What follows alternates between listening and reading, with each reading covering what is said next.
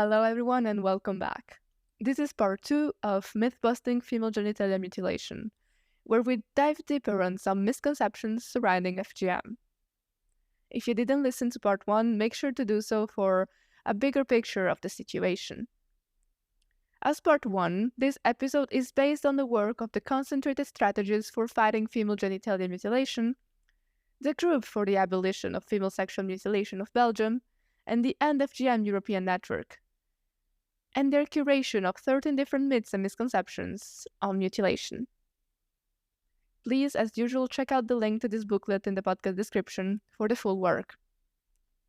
The first myth of today is women who have undergone female genital mutilation experience no sexual pleasure. FGM is an attack on women's external sexual organs, and the practice can therefore have consequences on sexual health, such as pain during sexual intercourse, tears linked to infibulation, and difficulties in feeling pleasure, or even its total absence. But these facts can lead to incorrect ideas, such as that women cut can never feel sexual pleasure, or that women who are not cut only think about sex.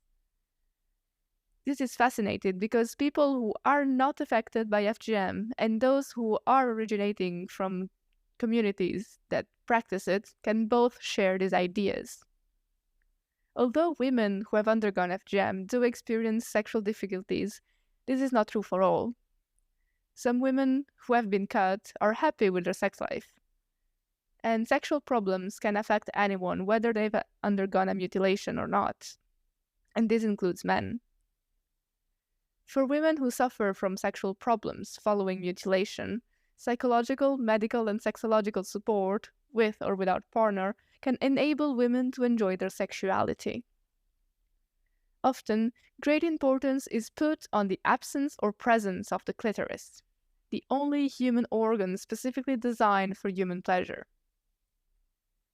Although there are many different types of FGM, we should remember that all women keep the majority of their clitoris intact, since it's not only the external and visible part, but measures between 8 to 12 centimeters long and extends into the body around the vagina.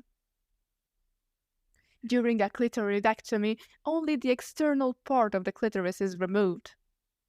In addition, we must not forget that the human body has other erogenous zones. In discovering all of one's body, a person can learn different ways to attain pleasure. Finally, not all types of FGM include the removal of the clitoris. Women who have undergone mutilation must be repaired. The consequences of mutilation, both physical and sexual, can be treated using different methods. For example, FGM can lead to infections, which have to be treated with antibiotics. Also, an infibulation must be surgically opened to ease the flow of urine and menstruation, allow sexual intercourse and birth. The reversal of an infibulation can have positive effects on women's health, and it is often medically recommended. On the other hand, the reconstruction of the clitoris is another matter, as it not only aims to treat some of the consequences of mutilation, but also repair the body.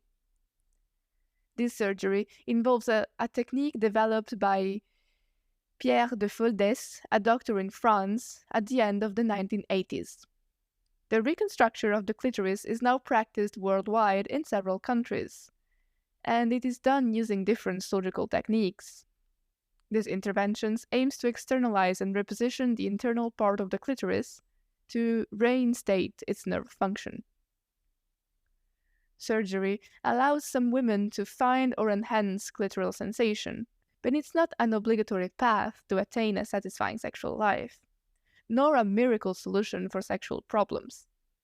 It is a relatively recent technique, and the potential advantages are hotly debated in the medical circles. Sexuality is not just a physical matter, but an emotional one too. This is why it's vital to tackle sexual problems from a multidisciplinary angle, not only medically by repairing the clitoris, but also through psychological and sexological support, In Europe, several countries do offer multidisciplinary support and help for women living in lifelong consequences of FGM. Cosmetic surgery on genitals has nothing to do with genital mutilation. Girls and women are exposed to numerous images of what a woman should be, but different societies also have different expectations about the anatomy of genital organs, which do not always correspond to the real or natural one. In order to be able to live up to these expectations, women and girls sometimes decide to subject themselves to cosmetic surgery to modify their genitals.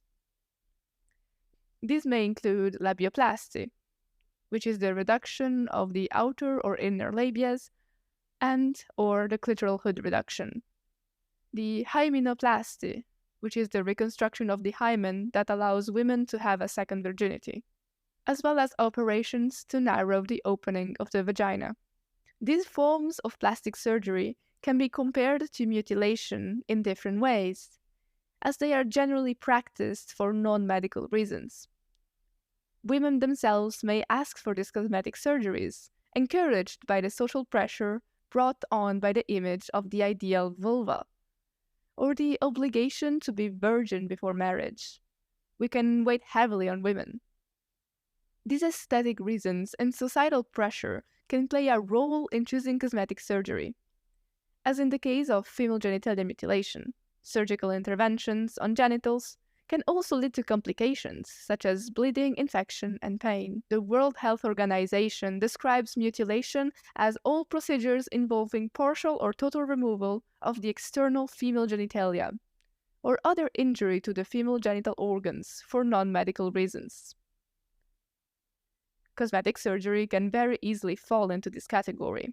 Also, the strategy of medicalizing the traditional forms of mutilation comes up against a strong resistance. Surgical interventions on the vulva for purely aesthetic reasons are legal and are becoming more commonplace in Europe. We then could question why the World Health Organization is remaining silent on the issue of labioplasty, while vehemently opposing female genital mutilation. Why are these practices acceptable in some contexts, but considered mutilation in others?